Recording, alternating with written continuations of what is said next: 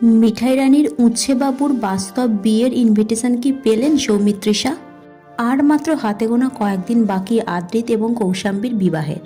ইতিমধ্যেই এই দুই তারকা তার সহ অভিনেতা অভিনেত্রী এবং বন্ধু বান্ধবদের আমন্ত্রণ পত্র দেওয়া শুরু করে দিয়েছেন। মিঠাই ধারাবাহিকের কোনো সদস্যই বাদ যায়নি এই আমন্ত্রণ পেতে। আমাদের সকলের প্রিয় মিঠাই রানীর নামও কি সেই আমন্ত্রণপত্রের তালিকায় আছে? এটাই এখন দর্শকদের প্রশ্ন। কারণ কৌশাম্বী ও আদ্রিতের সম্পর্ক নিয়ে মিঠাইয়ের সঙ্গে ঝামেলার কথা কারোর কাছেই অজানা নয়।